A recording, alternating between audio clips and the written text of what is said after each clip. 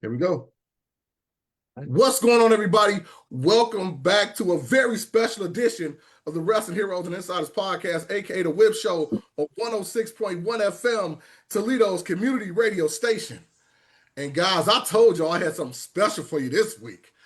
I got the philanthropist, the actor, the model, the professional wrestling superstar, WWE's own Karrion Kross. How are you doing, man? I'm doing really good, especially with an intro like that. Oh my God, philanthropist. I We got love to it. get you right, man. This is a big moment right now, man. Well, first And off, thank you for humanitarian. I mean, everything. first off, man. Thank you for coming on the show, man. It's a pleasure having you on. And I want to talk to you real quick. We're going to get into your dope book that you just wrote, but before we do that, I want to ask a question. Let the people know, how are you feeling, man? I'm feeling very good. I feel real good. I feel like we're in a very good place. Um, the relationship that I've been able to, I guess, work on with the audience over I'd say the last year, has been really wonderful. And now a rescue cat is going to make an appearance with her little butthole on the camera. Get out of there, miss. But man, I'm doing great. Everything is wonderful. I love to hear that, man. Well, like I told you guys, he actually has this new book that just dropped. Life is Fighting. And he actually uses his real name. I'm not going to give a shoot, but if y'all buy the book, you'll see his shoot name. But that's kind of what first where I want to go into. Why? What made you say, you know what? I'm going to tell my story in a book form. Well, I wrote the book when after I was released from WWE, and the book was ready to go to publishing right before Triple H called Scarlet Knight a return, and I was literally about to publish it. Like the publisher that did this book, we were in the process of making contact with them, and it's kind of been like in this weird holding pattern for all this time. And I mean, I wanted to release it for a variety of reasons. One was, the main one was I was ready to be known, like me, not Karrion Kross or Killer Kross. I was ready to be known, and I wanted to share my life with people for the purpose of potentially helping them or just another form of entertainment. You can have a laugh about some of this crazy stuff I've been through. And then the other is like, to be honest with you, I didn't know if I was coming back to WWE. I mean, I knew it was possible, but I wasn't banking on it. I was ready to kind of just move on with my life. So, um, who better to tell my story than me? I'm not going to wait for somebody else to tell it. That's real, man. And that's a good question I want to bring in right now. Writing a book like this, you like you said, you wrote it during your time that you won with WWE. Now that it's out, do you feel like, oh man, I got some stories in there I don't want the guys to know about? You know what I mean? Did you say anything like that? Or you know what, this is you and you want the world to know? This is me, and I'd like the world to know. I'd like to give them a peek. Um, if you had asked me that 4 years ago, I would have said, hell no. Are you crazy? There's no way. For sure, man. Now, one thing is the book first opens, you have, well, the forward is written by Drew McIntyre, and you have pieces by Xavier Woods, Chris Van Vliet, Kofi Kingston. How does that feel, man, to have your colleagues and your contemporaries get the piece of you first before the world did? I mean, again, that's something on the inside that people might not be ready for. Man, I'm genuinely honored. And if I'm gonna be real with you, like I was watching these people long before I was in WWE. Before I got to meet the actual men themselves and get to know them personally, professionally, I was fans of these people. And in a lot of ways, they're my friends in real life now, which is awesome, but they are also, my vets. So if I've ever had any questions about the do's and don'ts or want an educated opinion on something, these are some of the guys that I go to most regularly, and I always have. So it's really cool to just have that on my book, like a personal note. It's pretty crazy. For sure, man, for sure. Now I'm talking to you right now. You're a fun guy. You're almost relaxed, but you're a little intense in some of your stories in this book. Now I want to talk about that real quick, and I'm not going to tell the whole book, but there's a story about somebody being in a trunk. Is that a real story, dog? Tell the truth. Yeah, that's a real story. I mean, I'm cool, calm, and collected now with you because you and I are on the same side. But I mean, like, if I found out that you were lying, I have this thing about lying, then I may have to, slam a steel rod through your stomach until you admit the truth. But I mean, you and I are cool. We always tell the truth, you and I. So, but yeah, that story is true, man. I grew up, uh, I guess you could say, not exactly in a conventional scenario. It was a very loving environment at home. I was very blessed and lucky to land into an environment like that. But the outside world, um, my family was always ready to live in a place that was rough around the edges because we were all a little rough around the edges. So that too, as I grew up, became a blessing in disguise. Um, Having just street smarts and the wherewithal and the confidence to know that whatever's coming your way, you'll have a solution to deal with the problem. And so the problems came pretty early. Yeah, I'll tell you that right now. In my life, there was a lot of strange things to look out for. I get it, man. And you just talked about your family dynamic, but I want to touch on this because you really brought this up in your book really strongly. Your relationship with your father. Mhm. Can you talk to that a little bit?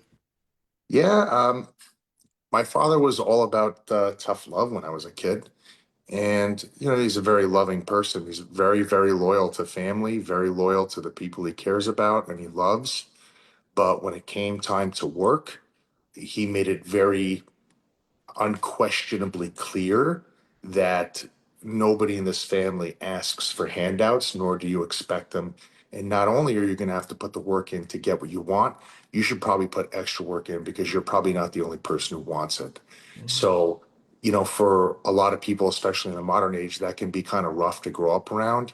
Um, there's a different level of sensitivity in the modern era versus the era that I grew up in. Um, that just kind of wasn't there. You just kind of had to suck it up. Like it was just the times. I was born in '85, right? So I don't know. In my household and in my environments, there wasn't really any coddling. It was kind of like if you had a cut on your elbow or your knee, your parents would kind of say, "Hey, you're all right. Just wash that off. Here's a band-aid. Go back out and play." Um, not saying either, philosophy is right or wrong on how to like develop people, but that was my experience, and it served me very well. For sure. Yo, do y'all hear what he's saying? That's that 80s baby mentality. See, the rest of y'all don't have that. That's that 80s baby right there, man. So it was something else you talked about in the book that I really thought was intriguing because I've done it myself being a wrestling fan for years. Turning non-wrestling fans into fans of the business. I know we don't want to talk about it, but could you kind of talk about why did you even want to do that? Because most people say, you know what, forget you. I'm gonna just watch wrestling and do my thing. I knew that there was something in wrestling for everybody, and it was a matter of timing with me, man. I was like not a kid growing up where I was a wrestling fan in the closet. You know how some fans don't want to share Yeah. that with everybody because they don't want their friends, their family to make fun of them. Oh, you watch that crap? I didn't care. I'd be like, yeah, I watch it. What's wrong with it? And I'd be ready to like have a contentious, dialogue about whether wrestling was good or not. And I'd be like, oh, so you don't like wrestling because you think it's fake. Did you like Terminator 2? Yeah, everybody loves Terminator 2. Yeah, so do I. Did you know Arnold Schwarzenegger is not a cyborg and they use CGI? You have no problem with that. And you seem to think it's fake. Then I get them to watch it and I go, by the way, that part, that wasn't fake. This part, that wasn't fake. Are there writers? Sure, there are. But this is like Cirque du Soleil with combat arts. Like there's a lot of skin in the game. I mean, I would take people through it all, man. I had the patience to help people fall in love with what I was so in love with. And I knew that not every performer on the show was going to be everybody's cup of tea, but I knew exactly who to show, a person who was in my house based on what they liked. Like I'll give you an example. I had friends who played football. Well, that was an easy sell. All I had to do was get them at my house when wrestling was on, when Rhino or Bill Goldberg was on, and they Yes. were immediately hooked. I had some friends that would play hockey. All I had to do was show them a scrappy match with blood, and they were sold. You know what I mean? I could show For them, sure. I could show them a first blood match, and they were like, "Wait a minute, no, that looks pretty real." That was like the big hang up for people. They just wanted to find something in it that was real, and they had all these preconceived, notions and misconceptions about what it was because they never really sat through and watched it. And the other big thing, man, food. You get the right food on the table, and people will sit there and watch anything. I love it, man. I love it, man. Now, another thing that you really dive into was the fact that coming up, you weren't just a wrestling fan, you like comics as well. Yes. And one thing about you, man, you've always had an amazing ability to create characters. Like you even thought of situations and put them together what Batman would do in this situation and use it as wrestling. Like, how did that even come about, man? No, no, that's just the way my imagination works. I could probably chalk that up to just what I was exposed to as a kid and the entertainment that I watched. I couldn't really tell you. I guess it's half conscious, half subconscious. I get it, man. I get it. Cause like even you talked about this in the past, your hair. You when you were Killer Cross and people, thought you couldn't grow hair, and you actually have a beautiful mane of hair. But it was a deep dive into that psyche. So I want to ask you real quick: are you a method actor or are you Meisner? Because you dive deep. Thank you. I'm not sure necessarily if I subscribe to the idea of method acting. So I'll tell you something, and the only reason I'm telling you is because most people don't bring this situation up. But I did study courses in acting before I got into wrestling because I always liked theater. I loved theater growing up as much as I loved wrestling. And I went to a school growing up, a high school where the dramatic arts and theater teacher actually had theater classes after school, and he was training people for film, television, and Broadway. So we kind of got the best of worlds. Like he would teach us in high school, and then if we, he's scouting for good prospects, he'd bring him over to the school and get him into, provincially or nationally known shows. But to answer your question directly, I just really believe in visualizing the moment, and I find it fun to take that character and just think about like what that character would do in the situation and bring that to life in such a way where if I were watching this unbiasedly, would I enjoy this? And think about, just what people can take out of it. How would I find it fun to be like, what would this character do in this situation, no matter how ridiculous, and then just do it. I get it. I get it, man. I get it. Now, another thing, we can't do this interview without talking about the fact that you work with your partner daily, man. And that's a beautiful thing. My wife is running around here somewhere right now telling me to be quiet. But no, she'll be okay. But anyway, with that being said, how is that to really have somebody in there in your corner like that and actually doing the thing that you do every single day as well? It's so much fun, man. And even outside of the wrestling perspective, special moments in life are only actually special if you can share them with people you care about. Like, think about a simple situation like this. If you walk out into your driveway at midnight and nobody else is there and you see a shooting star, okay, that's pretty cool. But if you see that shooting star with somebody else, whether it's your friend, your girlfriend, your wife, whoever, somebody in your family, that will be something that you will say to that person for the rest of your lives. Remember that time we saw that shooting star? We just walked right out there, and now you guys have a moment to share together. Her and I have like 1,000 of those. We have like 1,000 of those. I mean, it's awesome. I mean, whether it's wrestling, traveling, it's the best. I love that, man. You guys heard that. So, fellas, stop being scared. If you got somebody you love, go ahead and bring them in your corner, man. It's a beautiful thing. Now, from day one in your book and in life, you talked about your love for the business really early on. And obviously, you talked about some of the great characters. You just talked about Rhino Goldberg and some of the characters you watched growing up. Obviously, we know Hulk Hogan passed as of yesterday. And I was a huge Hulkamaniac myself, and obviously ended up being polarizing. But if there was a word that you want to say to his family or anybody out there, just meeting the man or anything. I met Hulk Hogan in passing, I think back in 2014 or 2015 in Columbus, Ohio at the Arnold's. It was very brief. I didn't have a conversation with him. Honestly, I just I feel bad for his friends and his family um, because no matter what side of the fence you're on, depending on how you feel about things he said or done, like talking about it publicly and expressing like grief, it's like it gets contentious and ugly. I feel bad for people that knew him more than anything. When I was a little kid, I was a fan of Ultimate Warrior, Macho Man, and Hulk Hogan, and I'm glad to at least have those memories of him. I was late to the party, man. I actually never heard or even knew that he said the things he said until uh, like 3 or 4 WrestleManias ago. Oh But wow. that's the story of my life. Like, if you ask me what the song on the radio is, I don't know who it is, and literally everybody on the planet knows who it is. I, So, but yeah, it's tragic no matter what side of the fence you're on. It's rough.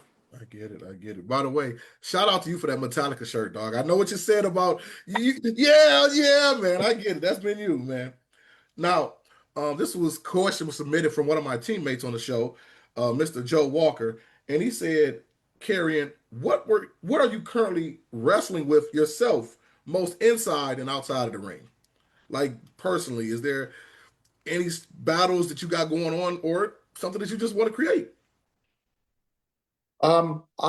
I battle quite often with the struggle of who and what I should be lending my loyalty to.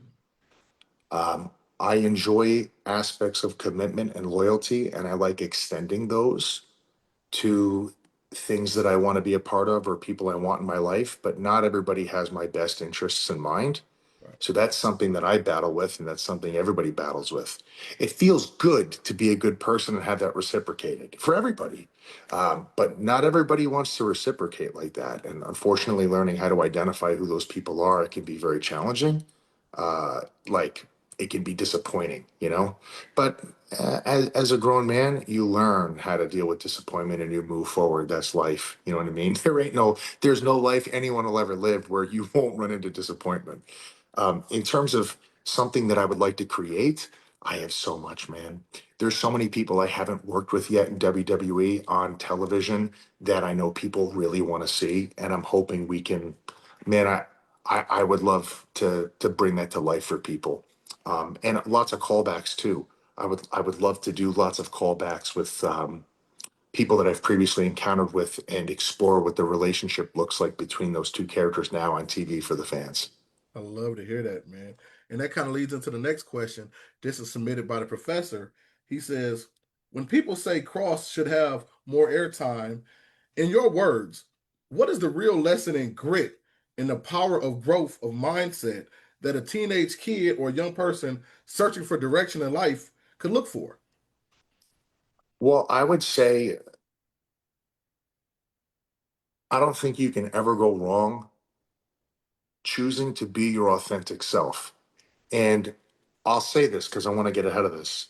Um, the term authentic self is thrown out there a lot through like, podcasts and mental health conversations. And for some people, they don't even know what that is. They don't know how to identify what an authentic self is. So dive, to dive a little deeper into that, I would tell people who don't understand what I'm saying, just in layman's terms, don't be afraid to be yourself. Like, nobody is perfect. That seems to be the secret that nobody's saying out loud. Um, if you discover that there's something about yourself that you need to work on or you have personal development, that's okay. Everybody does. I don't think people should go through life having to worry about putting on a front so they can fit into a room full of people they actually don't even like. I think it's okay to be yourself, and then you subconsciously teach people to be okay with the fact that you're being yourself. If you're scared to be yourself and you have to be a particular way you don't want to be, that's going to lead to social anxiety. That's going to lead to feeling like you're suffocating or you're alone in a room full of people. That was something I grew up with for a Mhm. long time. I was like, I knew I had unaddressed stuff that I had to work on in my late teens and early 20s. And I felt like because I was just so to myself, like I felt like I was this isolated situation. And finally, when I kind of just relaxed and I let go and I started to be myself, I realized like, oh man, we're all very much alike. Even though we're all individuals living together, Mhm.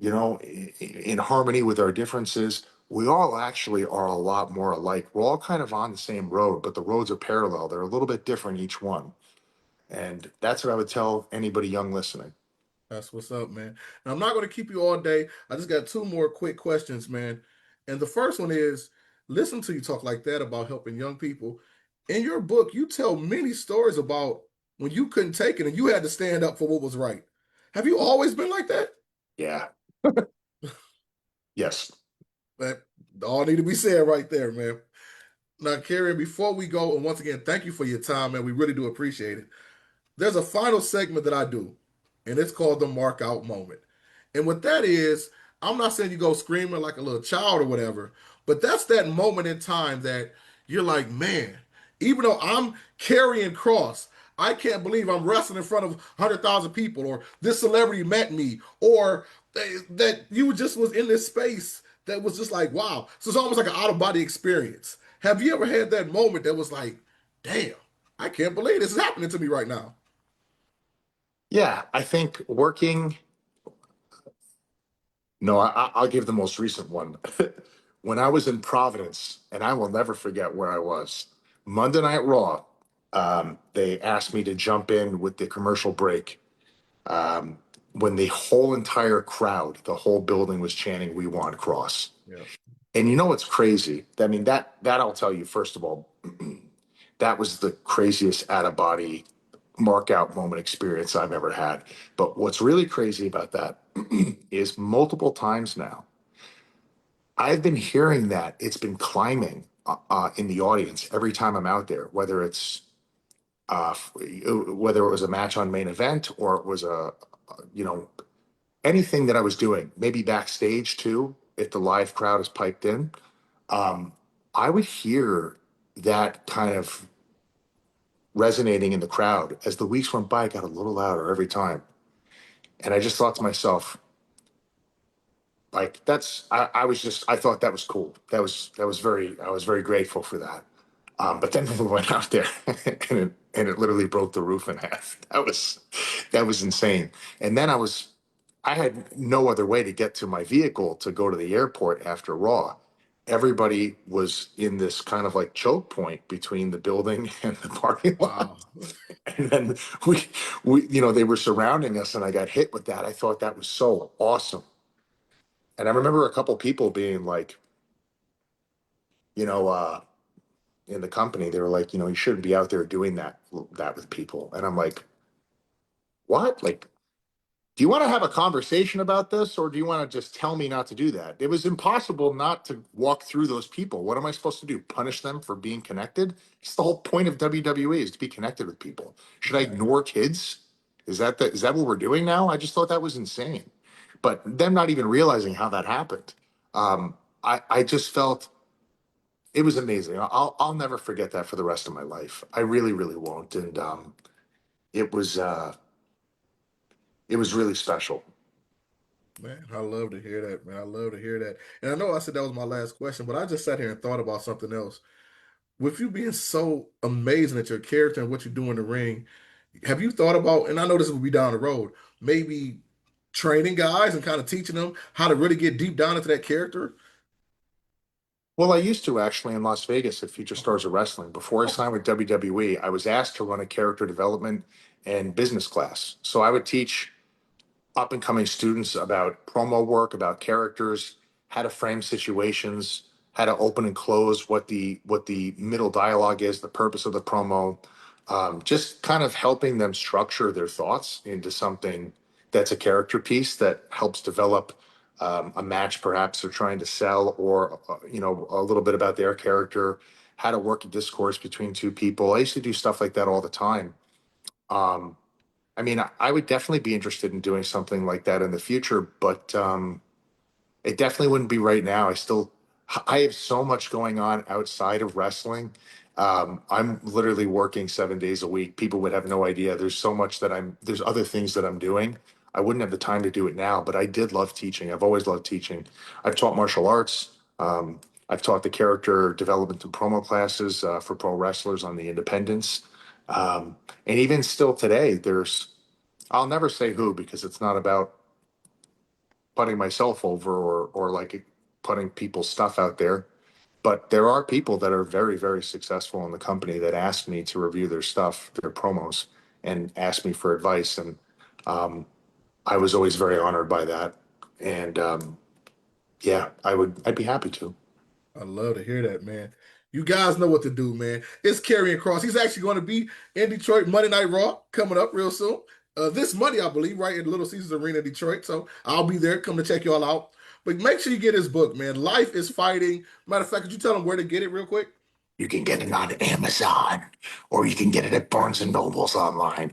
If you want to get a copy of this, literally just sent directly to your house or for pickup, go to my social media at Real Killer Cross. It's the same on Instagram or Twitter X.